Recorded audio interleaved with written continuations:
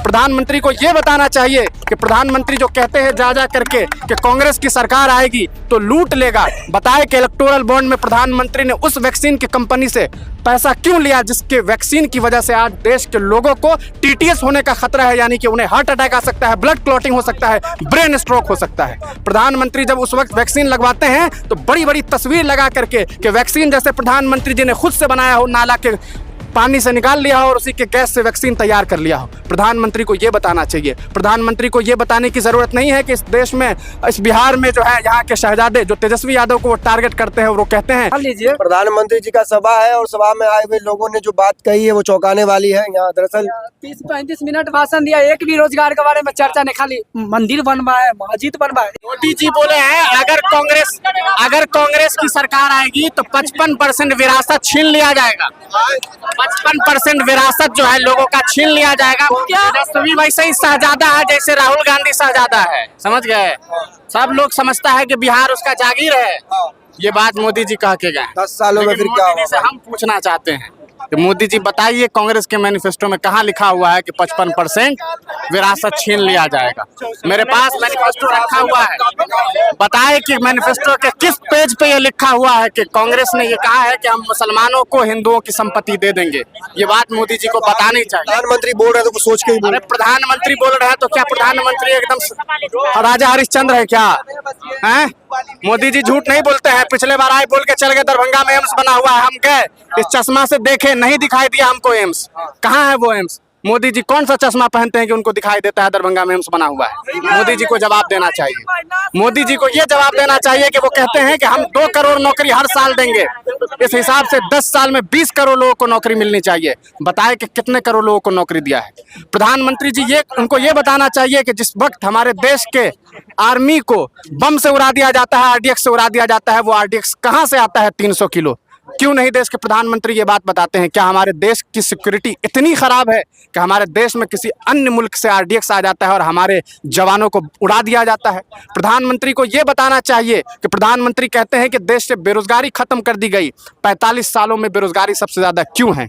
NCRB का report बताता है उत्तर प्रदेश में सबसे ज्यादा क्राइम हुए हैं। प्रधानमंत्री को बताना चाहिए कि क्राइम क्यों नहीं कम हुआ है। प्रधानमंत्री को यह बताना चाहिए कि प्रधानमंत्री जो कहते हैं जा करके कि कांग्रेस की सरकार आएगी तो लूट लेगा, बताए कि इलेक्टोरल बॉन्ड में प्रधानमंत्री ने उस वैक्सीन की कंपनी से पैसा क्यों लिया जिसके वैक्सीन की वजह से आज देश के लोगों को टीटीएस होने का खतरा है, यानी कि उन्हें हार्ट अटैक आ सकता है, ब्लड क्लॉटिंग हो सकता है, ब्रेन स्ट्रोक हो सकता है। प्रधानमंत्री जब उस वक्त वैक्सीन लगवाते हैं तो बड़ी बड़ी तस्वीर लगा करके कि वैक्सीन जैसे प्रधानमंत्री जी ने खुद से बनाया हो, नाला के पानी से निकाल लिया हो और उसी के गैस से वैक्सीन तैयार कर लिया हो। प्रधानमंत्री को ये बताना चाहिए। प्रधानमंत्री को ये बताने की जरूरत नहीं है कि इस देश में, इस बिहार में जो है यहाँ के शहजादे जो तेजस्वी यादव को वो टारगेट करते हैं और वो कहते हैं कि तेजस्वी यादव चाहते हैं कि यहाँ की जो सेना है उसमें कौन हिंदू है कौन मुसलमान है।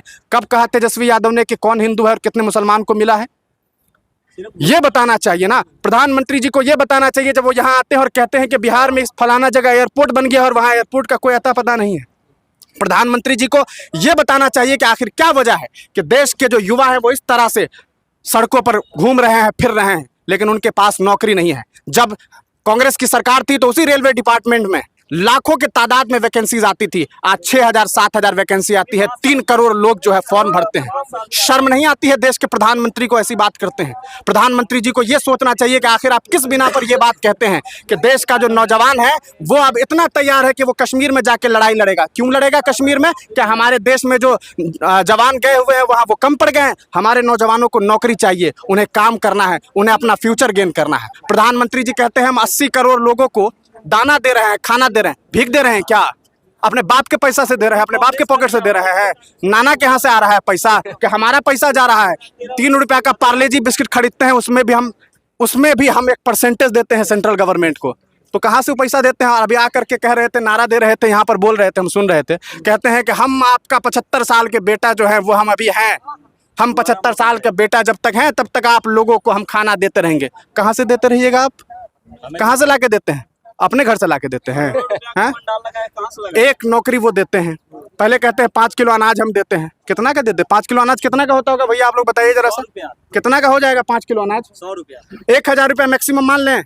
1,000 रुपया में 5 किलो अनाज, 1,000 रुपया या 2000 रुपया मान लें, एक महीने में 2000 रुपया का देता होगा सरकार, मतलब साल में कितना हो गया? 24,000, 24,000 रुपया का देता होगा। एक साल में 24,000 देते हैं।